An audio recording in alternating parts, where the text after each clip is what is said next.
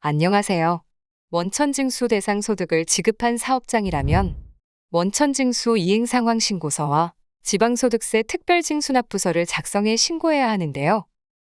기본적으론 징수일이 속하는 달의 다음 달 10일까지 홈택스와 위택스 또는 이택스에 신고하지만 소규모 원천징수 의무자의 신고 납부 편의를 위해 6개월마다 신고하는 반기별 납부제도가 있습니다.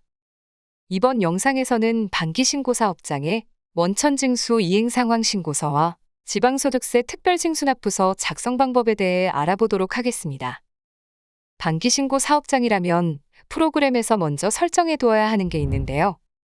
인사환경 설정 메뉴에서 원천징수 이행상황 신고서 설정에 반기별 납부 사용 여부를 사용함으로 해야 합니다.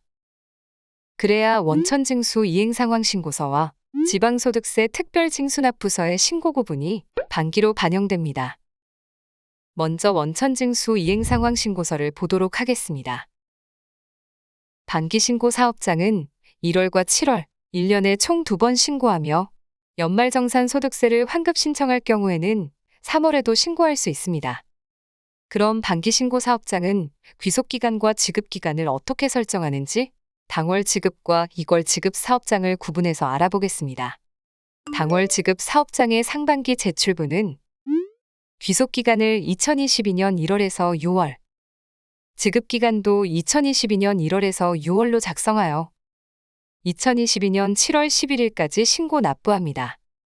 하반기 제출분은 귀속기간과 지급기간을 2022년 7월에서 12월로 작성해서 내년 1월 10일까지 신고 납부합니다.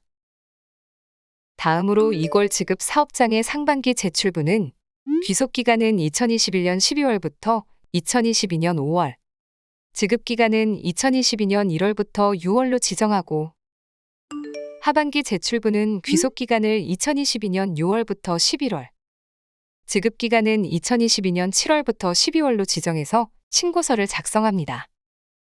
그렇다면 3월에 연말정산 소득세를 환급 신청할 경우 상반기 신고분에 대한 기간은 어떻게 지정해야 할까요? 당월 지급 사업장은 귀속과 지급기간을 1월부터 2월로 설정해서 연말정산 및 다른 소득의 원천징수 내역을 반영해 신고서를 작성합니다.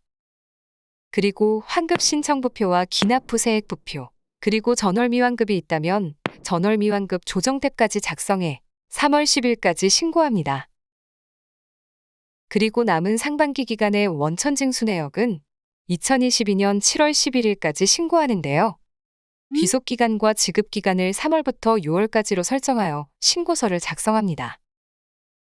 2월 지급사업장은 귀속을 2021년 12월부터 2022년 1월로, 지급은 2022년 1월부터 2월로 작성해서 3월 10일까지 신고하고 남은 기간의 신고분에 대해서는 2022년 2월부터 5월 귀속, 2022년 3월부터 6월 지급으로 작성해 7월 11일까지 신고합니다. 그럼 연말정산 환급 신청을 하지 않는 당월 지급 사업장에 상반기분 원천세 신고서로 작성해 보도록 하겠습니다.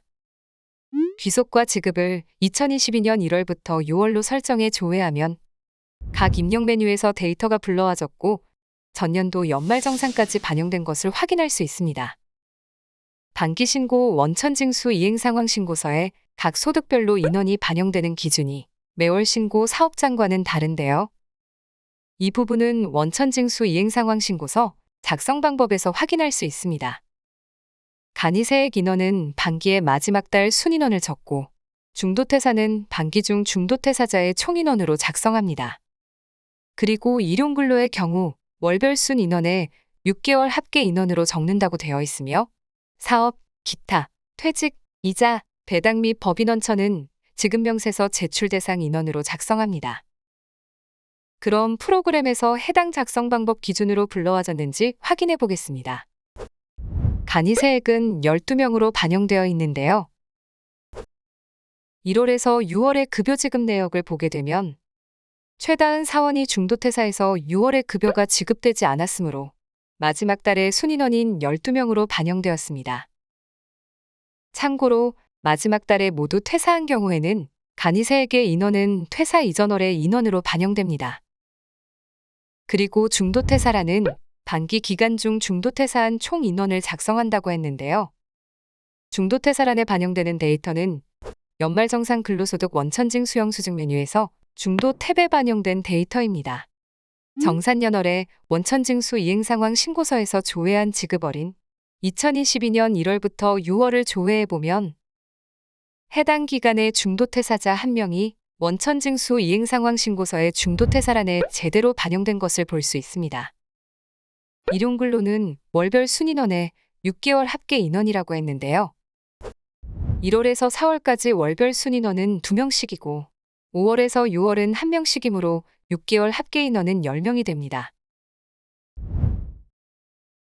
퇴직과 사업소득은 퇴직소득자료 입력과 사업소득자료 입력에 반영되어 있는 자료가 불러오는데요. 이때 인원은 지급명세서 제출 대상 인원이므로 상반기 퇴직소득자 1명, 그리고 사업소득자 1명으로 정상 반영된 것을 볼 수 있습니다. 원천징수 이행상황 신고서 작성을 완료했다면 마감하고 원천징수 전자신고 메뉴에서 전자신고 파일로 제작해 홈택스로 신고합니다. 지금부턴 지방소득세 특별징수납부서 메뉴를 보도록 하겠습니다. 데이터를 불러오기 위해 귀속연월과 지급연월을 선택하는데 원천징수 이행상황 신고서와 다르게 귀속연월을 기간으로 선택할 수 없는데요. 위택스에서 제공하는 지방소득세 특별징수 전자신고 설명서를 보면 반기신고일 경우 귀속연월은 반기신고 시작연월로 작성한다고 되어 있습니다. 상반기 반기신고는 1월, 하반기 반기신고는 7월로 작성하는데요. 프로그램에서는 당월 지급 사업장의 상반기 반기신고는 귀속연월을 2022년 1월로 선택하고 지급연월은 2022년 1월부터 6월로 지정해 작성합니다. 그리고 하반기 신고는 귀속연월 7월, 지급연월 2022년 7월부터 12월로 지정해 작성합니다. 그러면 이걸 지급하는 사업장은 기간을 어떻게 지정해야 할까요? 지방소득세 특별징수납부서는 귀속월과 상관없이 입력 메뉴의 지급월만 일치하면 데이터를 불러옵니다. 따라서 상반기는 2022년 1월 귀속, 지급연월 2022년 1월부터 6월로 설정하면 각 자료 입력에 입력된 2021년 12월부터 2022년 5월 귀속, 2022년 1월부터 6월 지급분 데이터가 불러옵니다. 하반기분은 2022년 7월 귀속, 지급연월 2022년 7월부터 12월로 설정하면 2022년 6월부터 11월 귀속, 2022년 7월부터 12월 지급분 데이터가 불러와집니다. 상반기분 신고서로 작성해보면 각 소득별로 인원 및 지방소득세가 불러와졌는데요. 연말정산분은 가감세액 조정액의 상세보기 버튼을 클릭했을 때 확인할 수 있습니다. 참고로 연말정산 추가납부액과 연말정산 환급액은 급여자료 입력 메뉴에서 더보기에 연말정산으로 반영한 연말정산 지방소득세가 반영됩니다. 데이터가 불러오지 않는다면 급여자료 입력에 연말정산분을 반영했는지 확인해 주시기 바랍니다. 지방소득세 특별징수납부서도 작성을 완료했다면 마감하여 위택스 또는 이택스로 신고합니다. 지금까지 반기신고사업장의 원천징수 이행상황 신고서와 지방소득세 특별징수납부서 작성 방법을 알아보았습니다. 감사합니다.